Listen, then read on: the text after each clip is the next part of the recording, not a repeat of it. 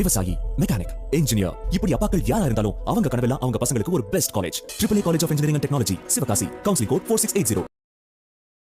உலக சுகாதார அமைப்பில் பணியாற்றிய சௌமியா சுவாமிநாதன் நம்மிடம் இருக்காங்க. அவங்க கிட்ட சில கேள்விகளை முன்வைக்கலாம். மேடம் வணக்கம். மேடம், நீங்கள் தொடர்ச்சியாக கருத்தரங்களை நடத்திட்டு வரீங்க.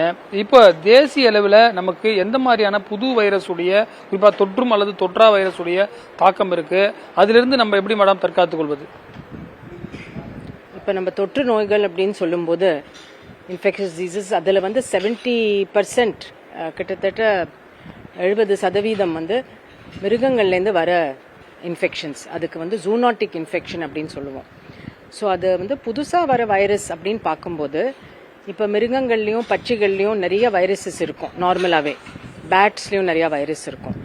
அது அந்த பர்டிகுலர் மிருகத்துக்கு ஒன்றும் செய்யாது. ஆனால் அது தப்பி தவறி அது ஒரு மியூட்டேஷன் அதை மாறி ஹியூமன் பீயிங்ஸ்குள்ளே வந்துருச்சுன்னா அது ஒரு நோய் மாதிரி மாறிடும், நம்மளுக்கு மாறிடும். அப்படி தான் அந்த கரோனா வந்தது.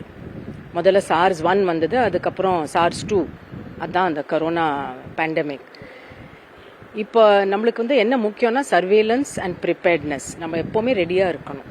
ஏன்னா எப்போ என்ன வரப்போகிறதுன்னு சொல்ல முடியாது. இப்போ கேரளாவில் பார்க்குறோம், அடிக்கடி நீப்பா இன்ஃபெக்ஷன் வருது. பட் இப்போது அவங்க ரொம்ப நல்லா அதில் ப்ரிப்பேர்ட்னஸ் பண்ணியிருக்காங்க. எல்லா ஹாஸ்பிட்டல், எல்லா நர்சஸ், டாக்டர்ஸுக்கு அதோட அறிகுறி தெரியறது. அந்த மாதிரி ஒரு கேஸ் வந்த உடனே அவங்க உடனே அதை சஸ்பெக்ட் பண்ணி ஐசோலேட் பண்ணிடுறாங்க. சாம்பிள் எடுத்து லேபுக்கு அனுப்புகிறாங்க. அது கன்ஃபர்மேஷன் வந்த உடனே அவங்களோட கான்டாக்ட்ஸ் எல்லாரையும், எத்தனை பேர் அவங்க ஃபேமிலியில் சுற்றி இருக்காங்களோ எல்லாரையும் அவங்க ட்ரேஸ் பண்ணி அவங்கள குவாரண்டைனில் வச்சு. ஸோ இது ரொம்ப சிஸ்டமேட்டிக்காக பண்ணுறதுனால இப்போ ஒரு லாஸ்ட் 2 to 3 அவுட் பிரேக்கில் என்ன பார்க்குறோன்னா, ஒரே ஒரு நீப்பா கேஸோட அவங்க முடிச்சுட்றாங்க. அது முன்னெல்லாம் அது ஒரு 20, 25, 30 பேர் இறந்து கூட போவாங்க அவுட் பிரேக். ஸோ அந்த அளவுக்கு அவங்க ப்ரிப்பேர் ஆயிட்டாங்க அந்த சிஸ்டம். இப்போ நாளைக்கு டெங்கிங்கிற நோய் கொசு கடியால் வர நோய். அது மழை காலத்தில் கொஞ்சம் அதிகமாகவும் தெரியும் நம்மளுக்கு. எங்கெல்லாம் தண்ணி சேர்றதோ அங்கே எல்லாமே அந்த கொசு வளரும், அதில் டெங்கி காய்ச்சல் வரதுக்கு. ஸோ அது இப்போவே நம்ம எல்லா சிட்டிஸ்லையும் அதுக்கு ஒரு ப்ரிப்பேர்ட்னஸ் ஆக்டிவிட்டி தயார் பண்ணணும்.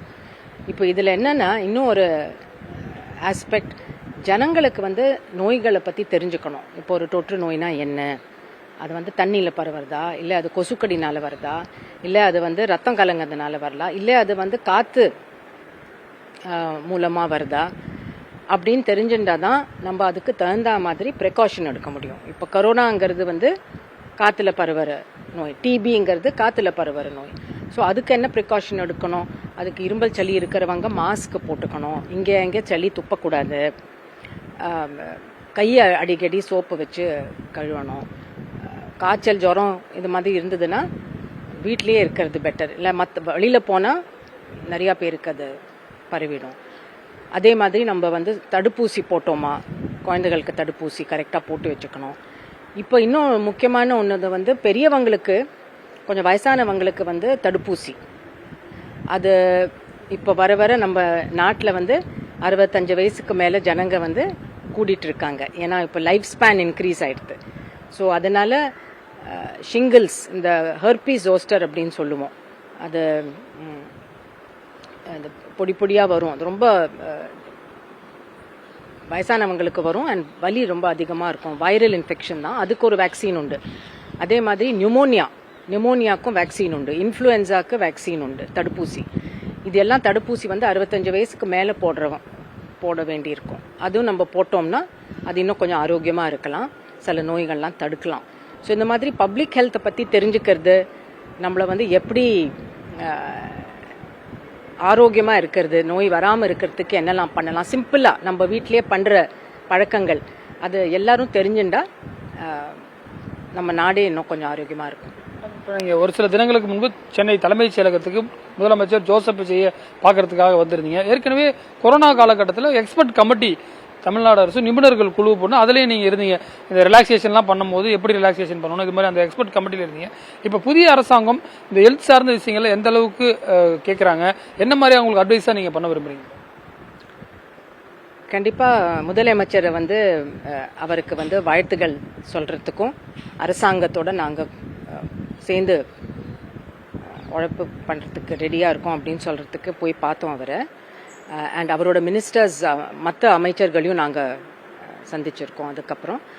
ஸோ இப்போ வந்து பப்ளிக் ஹெல்த்னு பார்த்தோம்னா பண்ணுறதுக்கு நிறையாவே இருக்குது. எப்போவுமே தமிழ்நாடு வந்து ஆக்சுவலாக ரொம்ப உயர்ந்த ஒரு இடத்துல இருக்குது பப்ளிக் ஹெல்த்னு பார்க்கும்போது.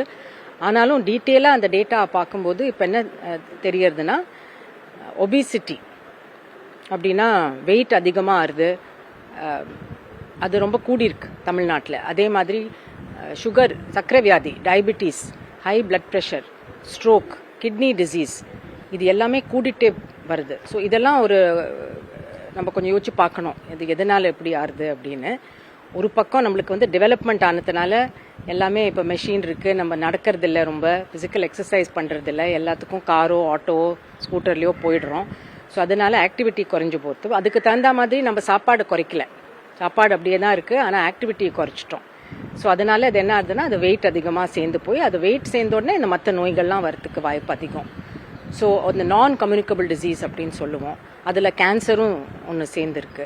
இதெல்லாம் நம்மளுக்கு வந்து அதிகமாக ஆயிட்டுருக்கு. ஸோ இதுக்கு வந்து நம்ம ப்ரைமரி ஹெல்த் கேரை நம்ம எப்படி ஸ்ட்ரென்தன் பண்ணலாம், என்னெல்லாம் புதுசாக ட்ரைனிங் நம்ம கொடுக்க வேண்டியிருக்கு, புதுசாக வந்து ஆராய்ச்சி பண்ணின டயக்னாஸ்டிக்ஸ், இனோவேஷன், அதெல்லாம் எதை எடுத்துகிட்டு வரலாம். ஸோ அதை பற்றி கொஞ்சம் திங்கிங் தேவைப்படுறது. அதை தவிர இந்த ஒன் ஹெல்த் அப்படின்னு தமிழ்நாட்டில் வந்து ஒரு ஒன் ஹெல்த் மிஷன், ஒரு பக்கம் கிளைமேட் சேஞ்ச் மிஷன் இருக்குது, ஒரு பக்கம் ஒன் ஹெல்த் மிஷன் இருக்குது. அப்படின்னா நம்ம வந்து என்வாயரன்மெண்ட், அனிமல்ஸ் அண்ட் ஹியூமன்ஸ் எல்லாம் சேர்ந்து பார்க்கணும். ஏன்னா நோய்களை சொன்னோம், நம்ம வந்து மிருகங்கள்லேருந்து பட்சிகள்லேருந்து நம்மளுக்கு நோய்கள் வரும் அப்படின்னு. அதே மாதிரி நம்மளோட சுற்றுச்சூழல் ரொம்ப முக்கியம். இப்போ ஏர் பொல்யூஷன், வாட்டர் பொல்யூஷன், இதெல்லாம் இருந்ததுன்னா நம்ம ஆரோக்கியமாக இருக்க முடியாது கண்டிப்பாக. ஸோ இது எல்லாமே சேர்ந்து பார்க்கும்போது ஒரு சென்னை மாதிரி ஒரு சிட்டியை எப்படி டெவலப் பண்ணலாம், எப்படி அதில் பொல்யூஷன் குறைக்கலாம். இப்போ சூடு அதிகமாக ஆகிட்டு வருது, கிளைமேட் சேஞ்சும் பார்க்கும்போது சென்னை மாதிரி ஒரு கோஸ்டல் சிட்டியில் வந்து ஹியூமிட் ஹீட் அதிகமாக ஆகிட்டே வருது. நைட் டைம் ராவில் வந்து டெம்பரேச்சர் குறைய மாட்டேங்கிறது, முன்ன மாதிரி அந்த கூலிங் எஃபெக்ட் இருக்க மாட்டேங்கிறது. ஸோ அதனால பாடி அதிகமாக ஹீட் ஆகி அந்த கூலிங் ஃபெசிலிட்டி இல்லைன்னா அது ஒரு ரிஸ்க், ஒரு டேஞ்சர் லெவல் கூட அது போகலாம். ஸோ அதெல்லாம் தடுக்கிறதுக்கு என்னெல்லாம் ஸ்டெப் எடுக்கணும். ஸோ இதெல்லாம் தான் நாங்கள் வந்து கொஞ்ச நாளாகவே இதை பற்றி ஆராய்ச்சியும் பண்ணிகிட்ருக்கோம். ஸோ அது அரசாங்கமோட சேர்ந்து கண்டிப்பாக அதில் நிறையா வாய்ப்பு இருக்குது இன்னும் எடுத்துகிட்டு போகிறதுக்கு. 6 months முன்னாடி உங்கள்கிட்ட பேட்டி எடுக்கும்போது அரிசி இன்டேக் வந்து அதிகமாக இருக்குது, நம்ம ஒரு பவுல் யூஸ் பண்ணுறது வந்து ரொம்ப அதிகமாக இருக்குது, நம்ம கிட்ட விளையிறதும் அதிகமாக இருக்குது, காவிரி டெல்டாவிலேருந்து விளையிறது அதிகமாக இருக்குது. இதுக்கு பதிலாக மாற்று சிறுதானியங்களுக்கு ஒரு முக்கியத்துவம் தரணும்னு சொன்னீங்க. அது இந்த புதிய அரசாங்கத்திற்கு வாய்ப்பு கிடையாது. புதுசாக சுகாதாரத்துறை அமைச்சர் பொறுப்பேற்றிருக்காங்க, அவரும் ஒரு MBBS மருத்துவர். அப்படி இருக்கும் பட்சத்தில் அவர்களுக்கு உங்களுடைய ஆலோசனைகளை வழங்குங்க. கண்டிப்பாக இது ஒரு முக்கியமான ஒரு ஆலோசனை தான். நம்ம வந்து PDS ரேஷனில் வந்து எப்படி ஜனங்களுக்கு வந்து அதை பற்றி விழிப்புணர்வு கொடுக்கணும். அரிசி மட்டும் சாப்பிட்டா அதில் வந்து ஃபுல் நியூட்ரிஷன் நம்மளுக்கு கிடைக்காது. இப்போ நம்ம வெறும் வயிறு ரொம்பத்துக்கு மட்டும் நம்ம அரிசி சாப்பிட்டா அது உடம்புக்கு நல்லதில்லை. ஆரோக்கியத்துக்கு வந்து நம்மளுக்கு ஒரு டைவர்சிட்டி வேணும். ஸோ சிறுதானியங்கள், பருப்புகள், அப்புறம் பால், தயிர், முட்டை, நான்வெஜ் சாப்பிட்றவங்க மீன் அதெல்லாம் சேர்த்துக்கலாம், சிக்கன் சேர்த்துக்கலாம். என்ன மாதிரி எண்ணெய் நம்மளுக்கு நல்லதுன்னா, பாம் ஆயில் அவ்வளோவா ஹெல்தி கிடையாது. ஸோ மற்ற எண்ணெய்கள். ஸோ இதில் வந்து நல்ல ஆப்பர்ச்சுனிட்டி இருக்குது. வாய்ப்பு என்னன்னா, நம்ம விவசாயிகளுக்கும் நம்ம இந்த ஆயில் சீட்ஸ், பருப்புகள், எண்ணெய் இது பண்ணுறது அதுக்கு ப்ரமோட் பண்ணினா அவங்களுக்கும் கொஞ்சம் பெனிஃபிட் ஆகும். அதே மாதிரி நம்ம அதை வந்து அரசாங்கம் வாங்கி அது ரேஷன் கடை மூலமாக அவங்க டிஸ்ட்ரிபியூட் பண்ணினா ஜனங்களோட ஆரோக்கியத்துக்கும் நல்லது. ஸோ ஒரு பக்கம் நம்ம வந்து நிறைய அவேர்னஸ், விழிப்புணர்வு கொடுக்கணும். நியூட்ரிஷன்னா என்ன அப்படிங்கிறது நிறையா பேருக்கு வந்து அது கரெக்டான விஷயங்கள் தெரியல. ரெண்டாவது பக்கம் வந்து அரசாங்கம் மூலமாக பாலிசி எப்படி எடுத்துகிட்டு போகலாம், எப்படி சேஞ்ச் பண்ணலாம். ஒரு பக்கம் விவசாயிகளுக்கும் பெனிஃபிட் ஆகணும், ஒரு பக்கம் கன்சியூமர்ஸ்க்கும் பெனிஃபிட் ஆகணும். நம்ம இன்னைக்கு கூட பார்த்தோம், காலையில் ஒரு வீடியோ பார்த்தோம், நிறைய ஐரோப்பியன் கண்ட்ரீஸில் ஏசி இது போன்ற மிஷின்கள், குறிப்பாக ஏர் கண்டிஷன் நிறைய வாங்குறது, அங்கே ஹீட் வேவ் அதிகமாக இருக்கிறது. ஃபியூச்சரில் இந்த மாதிரி நம்மகிட்ட வராமல் இருக்கிறதுக்கு என்ன மாதிரி மேடம்? ஆக்சுவலி ஹீட் வேவ் வராமல் இருக்கிறதுக்கு ஒன்றும் பண்ண முடியாது.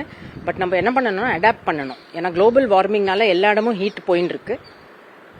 இதில் வந்து சிம்பிள் திங்ஸ், இப்போ வந்து மரத்தை வெட்டுறோம், நம்ம ஒரு ரோட்ல மரம் இருந்ததுன்னா அதில் மினிமம் டெம்பரேச்சர் 5லேருந்து 8 டிகிரி குறையும். அந்த மரத்துலேருந்து நம்ம என்னைக்கு அந்த மரத்தை எடுக்கிறோமோ அந்த ரோட்லேருந்து டெம்பரேச்சர் ஏறும், நம்ம எல்லாருமே கஷ்டப்படணும். ஸோ ஒன்று இருக்கிற மரத்தை வெட்டக்கூடாது, 2வது நம்ம இன்னும் கொஞ்சம் மரம் நடணும், 3வது சில இந்த ரூஃப் மேலே போடுற ஒயிட் பெயிண்ட் அதெல்லாம் இப்போ இருக்குது. ஸோ நம்ம வீடு கட்டும்போது மெட்டீரியல் கோட்ஸை மாற்றணும். நம்ம முன்ன மாதிரி எல்லா இடத்துலையும் கிளாஸை போட்டு நம்ம கட்டினோம்னா அது அந்த ஹீட்டை உள்ளே தான் வச்சுக்குமே வழியா அது வெளியில் போகக்கூடாது. முன்னெல்லாம் எப்படி வீடு கட்டினோம்னா பெரிய திண்ணையாக இருக்கும், நிறையா ஜன்னல் இருக்கும், கதவு இருக்கும், எல்லாத்தையும் திறந்து வச்சா நல்லா காற்று வந்துட்டு போயிட்டு இருக்கும். இப்போ அந்த மாதிரி இல்லை நம்ம சிட்டிஸில். ஸோ நம்மளுக்கு அர்பன் பிளானிங் இப்போ ரொம்ப ரொம்ப முக்கியம். ஓப்பன் ஸ்பேசஸ், க்ரீன் ஸ்பேசஸ் இருந்ததுன்னா கண்டிப்பாக ஜனங்களுக்கு நல்லது, அது என்வாயரன்மெண்ட்டுக்கும் நல்லது. பல்வேறு விஷயங்கள் குறித்து விரிவாக நம்மிடம் பகிர்ந்திருக்கார் புதிய தலைமுறைக்காக ஒளிப்பதிவாளர் கேசவரோட ரமேஷ். விவசாயி, மெக்கானிக், இன்ஜினியர், இப்படி அப்பாக்கள் யாரா இருந்தாலும் அவங்க கனவெல்லாம் அவங்க பசங்களுக்கு ஒரு best college. AAA college of engineering and technology, Sivakasi. Counselling code 4680.